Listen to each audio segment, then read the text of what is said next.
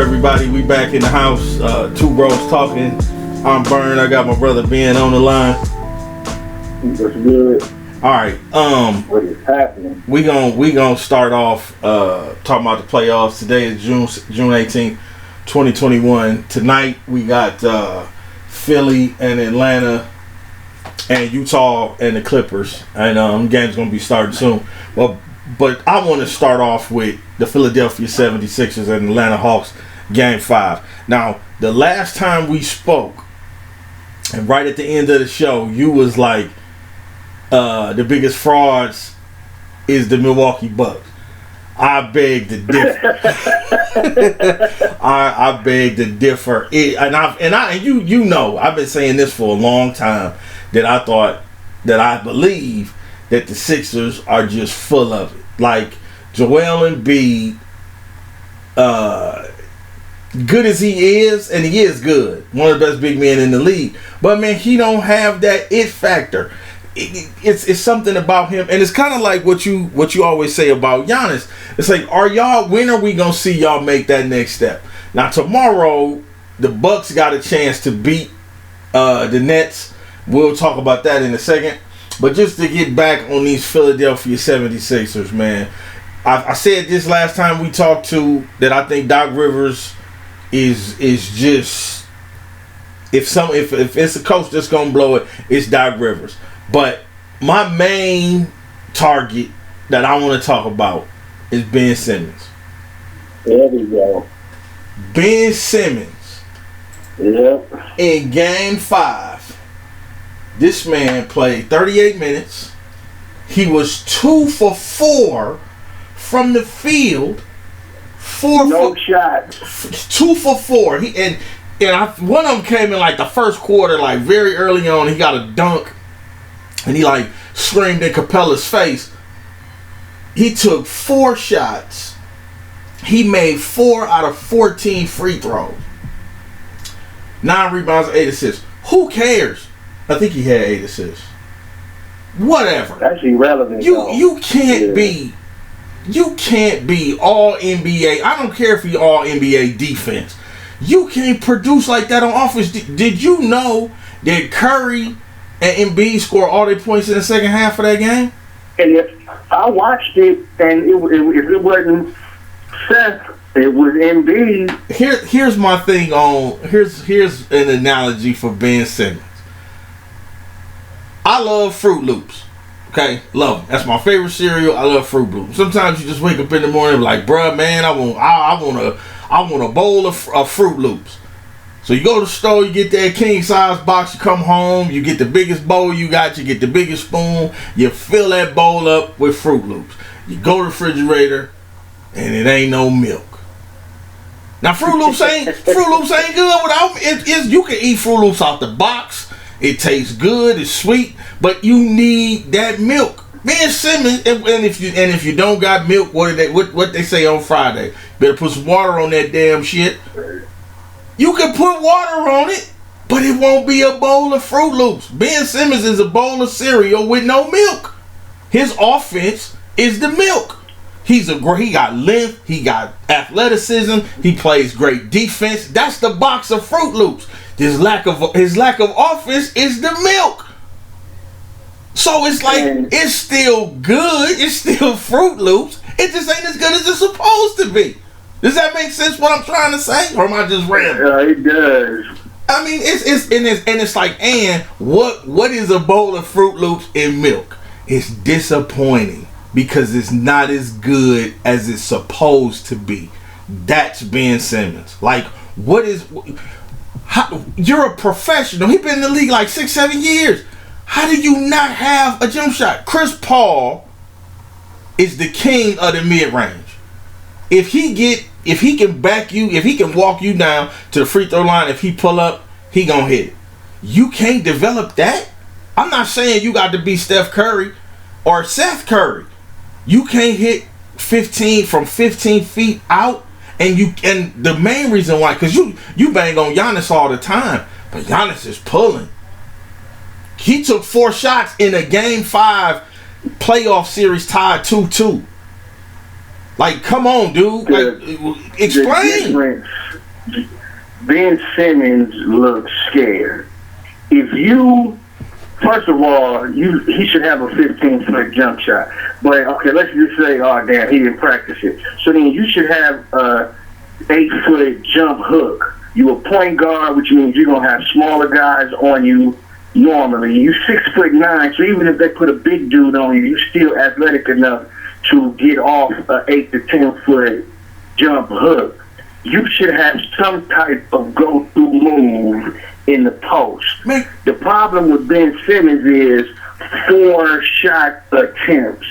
That is fear, and he made $30 million. And you took 4 shots. And then you can also talk about in that game 5. You could talk about Tobias Harris because he was 2 for 11. He had 4 points. Tobias Harris shouldn't be on that pedestal anyway. Well, I'm just saying. I'm just saying. Flash in the pan dude that is like, yeah, you should have took more shots, but he shouldn't be a focal point anyway. I'm saying. The only reason why they ride him is because Ben Simmons ain't doing nothing. And then Embiid, he playing with an MCL tear. Tobias Harris, I can't let you off the hook. I can't. That's just like letting Middleton or somebody off the hook. You're the second. Yeah, you can't let him off the hook. You are the second offensive thing, and to go 2 for 11, while Seth Curry is taking 19 shots, Embiid's taking 20, Tobias Harris taking 11, 2 for 11, 0 for 3 from deep, and he did not go to the free throw line. So you didn't go to the free throw line. We all know you're not being aggressive. You're just running around. You're just running up and down the floor.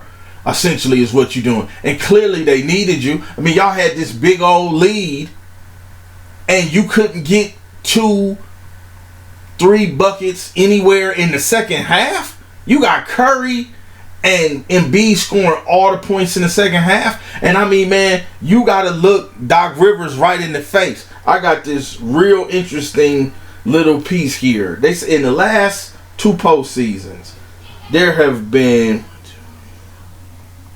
8 blown leads in the last 2 playoffs. Doc Rivers' teams is responsible for 5 of them.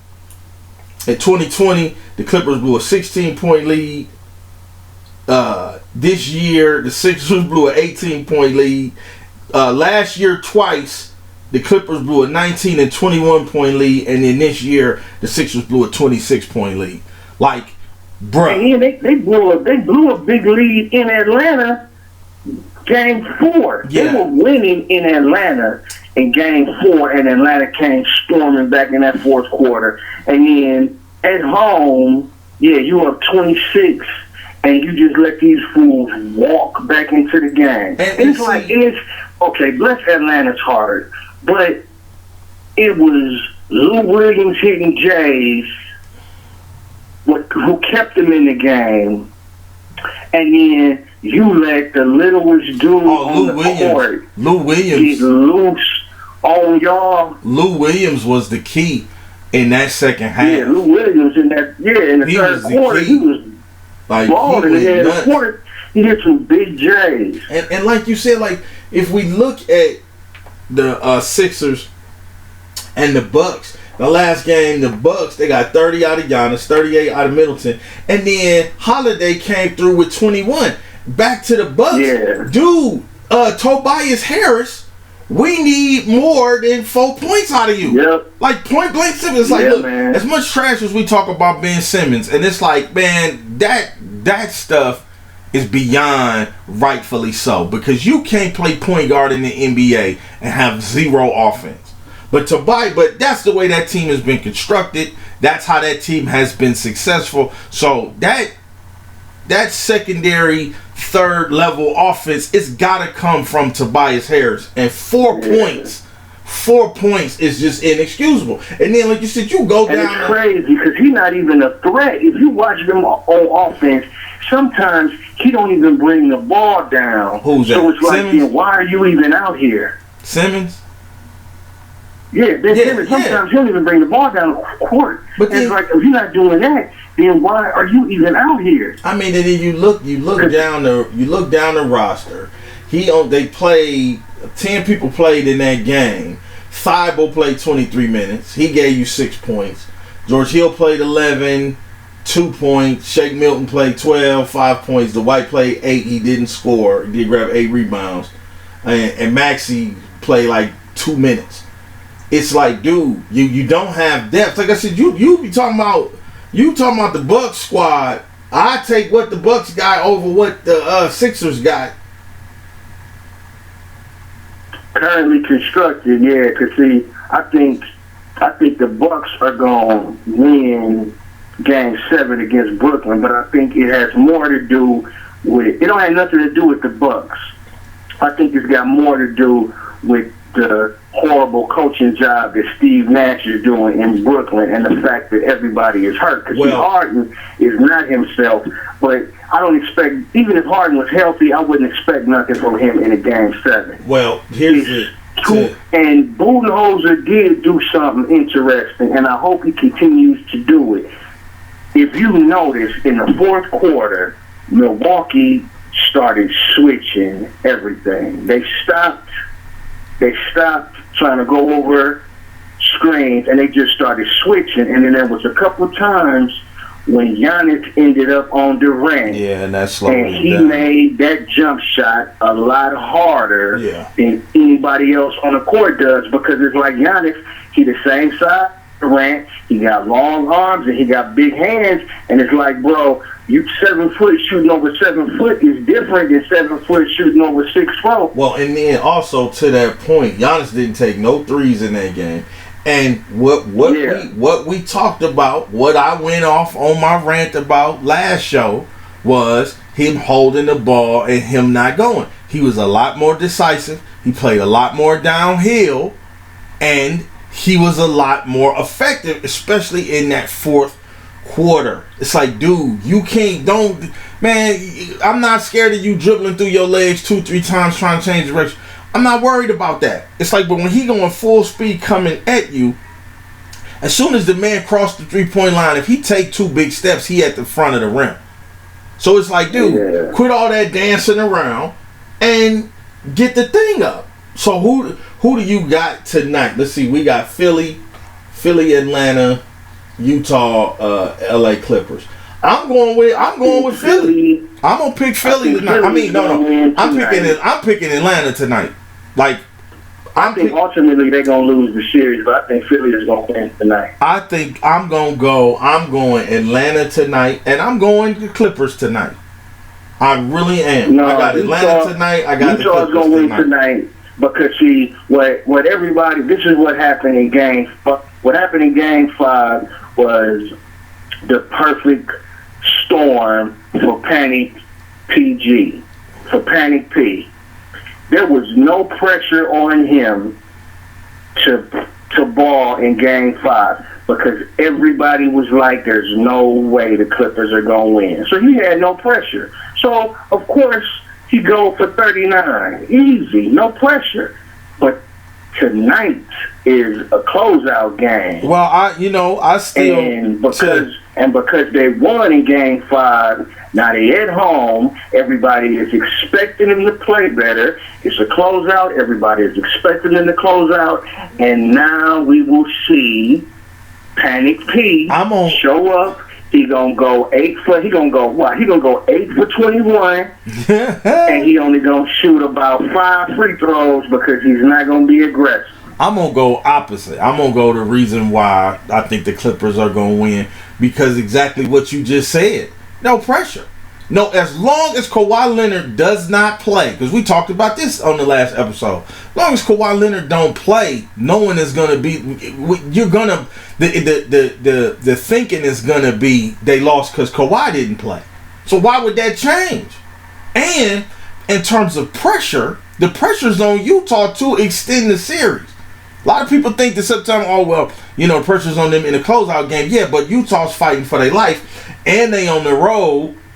Like you said, Panic P does have that momentum, and he does have a little bit of plot armor because Kawhi is out.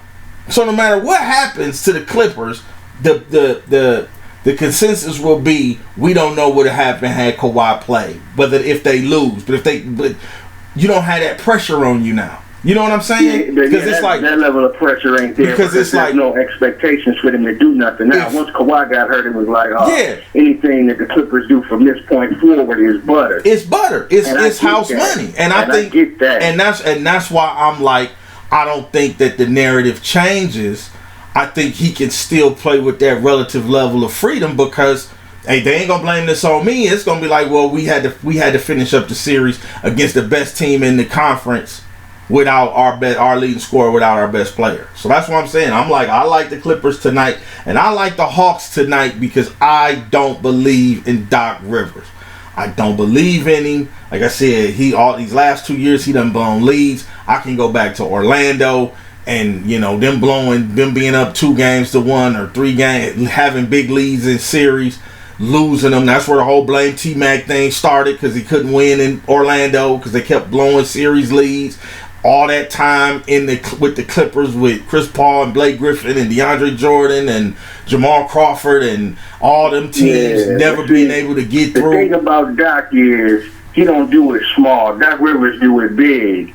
So he gonna win tonight and then they'll lose game 7 because that's worse than losing tonight. You lose tonight, it's like, man, but if you win tonight and you go back home and you lose in a game 7, that's a Doc Rivers storyline right there. And I think Utah, typical, they figured Kawhi's not playing, this is going to be a cakewalk, and they blinked, and the Clippers jumped on them early, then they came back, and it was like, oh, yeah, we got this, and then the Clippers jumped on them again, because, again, Hank P was playing with no pressure. I think the idea of a closeout game is going to hurt him big time coming up. And also because people keep saying all year that the Clippers were deep. All year the Clippers were deep.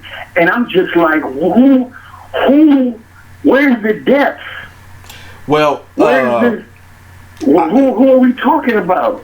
Yeah, see, I think that, again, I keep thinking that the Clippers are going to win tonight because, we call him Pandemic P for a reason. He definitely earned that name because he disappeared. He was sick in the playoffs last year. But dude took the Pacers to the conference finals. I think at least, I know they played the Heat once, maybe twice during that LeBron's run with the Heat. So he been there before. He done some stuff before. I don't believe Utah. I don't know if I don't believe Utah because I'm like, the lights cut on and the crowds came back and we see Jordan Clarkson. Remember, this was the dude that I remember him in LA and he looked like he was in LA them last couple games. Jordan Clarkson ain't do nothing. But I think I'm going Atlanta and I'm going Los Angeles tonight. That's just me. And I'm going Milwaukee tomorrow. Yeah, I think Milwaukee gonna win tomorrow. I really do. And I couldn't be more pleased because typical Steve Nash again. Durant played 46 minutes yesterday, and I think Harden played something in the 40s. It's like, bro, you can't. He's limping. Harden's limping around, and you still gonna play him 40 minutes. You have no bench. Joe Harris, is that his name? The realness caught up with him again. The real caught with him. Look, I say it. Who are you? I say it all the time. Joe Harris is that dude that show up at the park, he show up at the gym, and he like, I got next, but my other 4 is on their way. He the mo that you send up there, oh, we coming, just get next and we'll show up. And he the dude that's talking all the trash because he got 3 real good players on his team. But now that between his legs and his back, like and you know that dude. We all know that dude, and that's what he's been all season because that's what he's supposed to been. But now that you got one of them who's not playing, you got the other one who's hobbled, and they like, we're looking for you, can't be found. I mean, he was 4 for 9, but he was 1 for 4 from 3. And it's like your claim to fame is your 3-point shot. And without that, you can forget about it. Because in that loss, man, like their bench, I mean, man, whatever, dude. They didn't do nothing. I got Milwaukee. Joe Harris hit 1-3, and nobody else scored no points. I got Milwaukee because, like you said, their biggest advantage was their size, being able to go inside. And they did that. Giannis scored a bulk of his points in the paint, and they had nobody to defend him. I don't know what happened to DeAndre Jordan. He one of them dudes that just got old overnight. But they just stopped using him. It was like, yeah, you see his dreads on the bench, and it's like, how come y'all? But see, that's Steve Nash. Steve Nash. Look, that team has got Mike D'Antoni written all over. Well, he on the bench. They go 7 deep. He literally on the bench. He an assistant coach. You haven't seen him on that bench? Yeah, he an assistant coach. Yeah, they go. He coaching that team because that's his MO. They go 7 deep and they try to outscore you going 7 deep, and then they wonder why they lose. They break down at the end of the game and they lose. When I saw him, I was like, yep, he gonna be their Achilles heel because he is not a proven winner. He thinks my method is going to beat you eventually, and it never has, and for some reason he just refuses to make adjustments. That's why Budenholzer, you still on thin ice because you did make an adjustment in Game 6. I think if you hold on to that, Giannis, no threes at all. I think that please. I think Milwaukee's gonna win the series because, you know, it took a Herculean effort from Kevin Durant, and they still eked that out. They eked it out. He had to go for 50. Yeah, and it still 5, and it was a close game. It still was close under 2 minutes. So I'm like, bruh, and then you come back the next game. You know, he put out a big scoring performance, but you know, Harden's not 100%, and it's playoff Harden we talking about too, man. Like. And exactly, playoff Harden, and you see what happened. Everybody came to earth. They won that game 5 because Blake Griffin was hitting threes, and Jeff Green was hitting threes, and Durant went for 50. In this game 6, Harden went for 15. Blake Griffin, he didn't do nothing. I think he might have had 8. Jeff Green didn't do nothing, and then Durant went for 30, and they got blew out. And I'm like, you're not going to get that from Jeff Green and Blake Griffin again. That's not going to happen. And as a admitted Piston fan, I'm pleased as punch that bum ain't doing nothing, and he gonna ride out. If they lose, he ain't gonna get no chip. Bum Blake Griffin don't want to dunk in Detroit. Now you all world in I want to say New Jersey so bad, but I'm trying to be respectful. Yeah, you can't do nothing. Justice. And it's like you don't wish injury on nobody. But no. Yeah. It is what it is with Kyrie. It sucks, but it is what it is. No, it is what it is. I will not be sad when they go home. Well, I got them packing it up tomorrow. LA tonight. Atlanta tonight. Post your comments down below. Make sure you like the video. Let us know who you got winning tonight and why you got them winning. Did you like my Ben Simmons Fruit Loops? Did you like that analogy? Let me know what you think. You got anything else? Subscribe, get in the conversation, tell your friends. Yeah, all that good stuff. But for right now, that's all we got for basketball. Look for us a little bit later on. We're going to have plenty more coming up for y'all. So that's all we got. Peace out for now. We'll talk to y'all soon. Peace out. I want to thank you, brothers and sisters, for a very lovely evening. Never have so few owed so much to so many.